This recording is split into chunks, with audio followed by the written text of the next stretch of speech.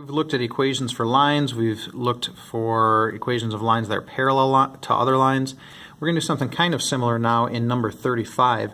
We're going to look for an equation of a line that goes through this specific point at -8, 0, and we want it to be perpendicular to this line that's listed in the equation 3x minus 5y equals 6. So it's real similar to what we did with finding parallel lines. We have a point, and if we can, here's the point, -8, 0, so it gives me an x and a y. If we can find the slope based on this, we should be able to use point slope form to find the equation of the line. Okay, this one doesn't look quite normal to what we'd like to see. We would rather have it in slope intercept form so that we can find that slope very easily. So I rewrote that over here, and I'm just going to work with that a little bit. If we were to subtract 3x from both sides, we'd have -5y subtracting 3x from this side as well.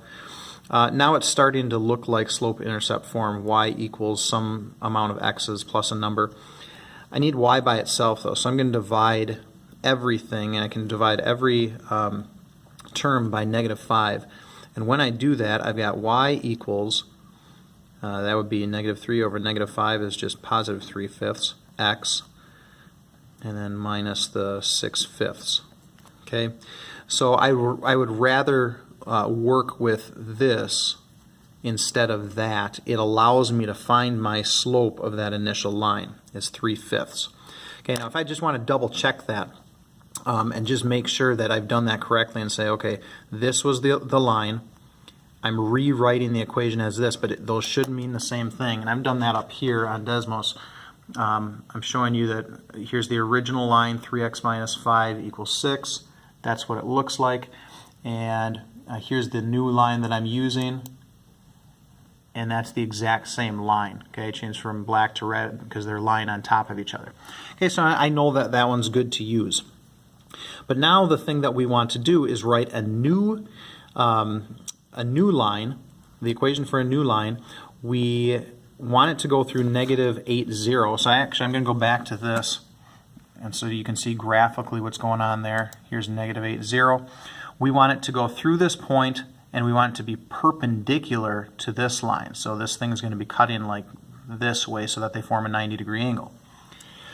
It's similar to what we had done not too long ago with parallel lines. Before, we would take the line and say, let's use the same slope because parallel lines would have the same slope.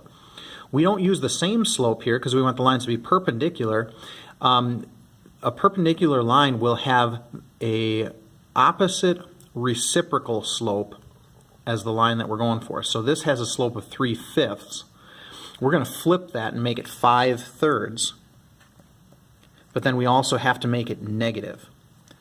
So a line that has a slope of -5/3 will be perpendicular to a line that has a slope of 3/5.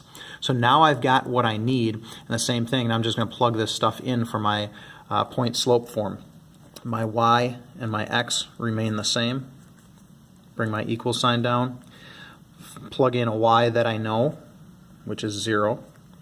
Plug in an x that I know, which is -8, so minus a -8. And now plug in the slope that I know, -5/3.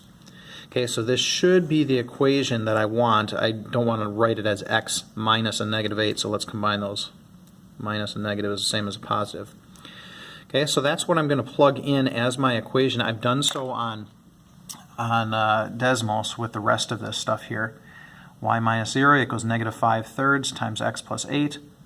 And when I show that, hey, it goes through that point that I was looking for, and it sure looks like it's perpendicular to that other line.